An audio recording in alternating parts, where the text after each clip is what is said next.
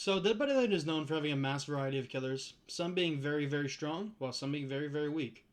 For example, Hillbilly, Blade, and Nurse, very, very strong killers, and somebody like Skull Merchant, extremely weak. But the thing that people just simply cannot seem to agree upon is the mid-tier killers and where they stand in a tier list. So today, I wanted to go over one extremely underrated killer who does not get the credit he deserves for how good he actually is, the Wraith. Obviously, I'm not saying like Wraith is like S tier or even A tier, but I think that people kind of just, forget about him. Because he just kind of gets thrown in with like, oh, he's just normal M1 killer, he has a little bit of stealth, okay, he's kind of mid.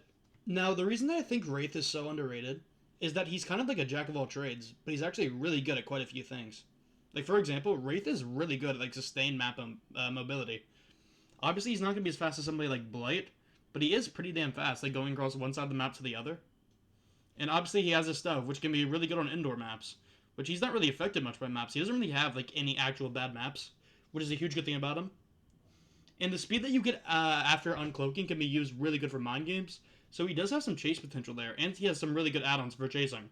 Now, the reason that I think Wraith gets underrated a lot is because he just gets thrown in with the normal M1 killers, like I said, in which he kind of is still an M1 killer. Like, the M1 chase is still normal. But the thing is, like, he has so much stuff to make up for it, and he does have, like, a little bit of chase power with his uncloaking and mind games and stuff, and the add-ons that are really good, like the Shadow Dance add-ons, that he definitely makes up for, and he's better than a normal M1 killer like, say, Trapper. And his stealth, not gonna lie, his stealth is generally the most, like, underrated thing in the entire game. Wraith's stealth is actually so good. Ever since they did a change, like, a long time ago, where, like, you can't see him out of, like, I think it's, like, 20 meters, you just can't see him. He's been really good ever since then. And the fact that his stealth is combined with a mobility and, like, semi-chase power just makes it even better. Because even on someone like Dracula, who is obviously better, you have to swap between the forms to, like, get all the buffs. Wraith just cloaks, and he gets, like, everything. He has his mobility, he has his stealth, he has his chase. Now, I think my favorite thing about Wraith is the fact that he's not really map dependent. Because the thing that I hate the most in DBD is the fact when you get on a bad map for your killer, it kind of just feels like really bad and you can do nothing. Wraith like doesn't really suffer from that problem. Wraith's good on like every single map. Like for example, if I'm playing somebody like my main Wesker and I get on like Hawkins, that's gonna suck. Or I get on like I was gonna say Game, but Game's actually pretty good for Wesker. If I get on like I don't know Larry's, that sucks. But if I'm playing Wraith and I like get on an indoor map, like that's great. That's great for him because now I can use my stealth even better. And if I get on an outdoor map, okay, that doesn't matter. I have mobility anyways, and the stealth is still pretty good. Also, one really cool thing about Wraith is that he has an absurdly high skill ceiling, like a skill ceiling way higher than you would think. And like he looks really easy too. So you wouldn't assume that he's like really that he has such a high skill ceiling, but he really does. Like obviously you have the macro gameplay that basically every killer has, but another huge thing is just his chase gameplay. There is so many like cool plays that you can do with the speed boost out of uncloaking. It's like actually insane and really good wraiths. Like if you see them, they look like absolutely cracked at the game. Now, something I really don't like about Wraith is his just absurdly lack of add-on variety. He has like 7 actual add-ons, and it's crazy because they all do the exact same thing. They're just different. They're just different tiers with higher percentages, and they just all do the same thing. And I really don't like that. I really hope he gets an add-on overhaul where the add-ons like all become unique and do different things.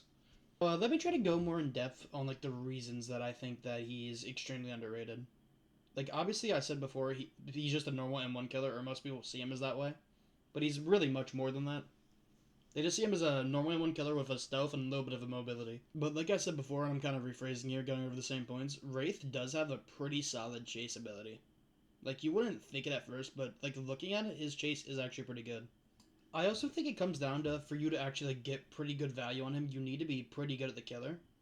Even though like he is a pretty simple killer to like play to get basic value off of, because his power is just that simple. If you want to like actually consistently like win games, you do need to be like pretty decent on him.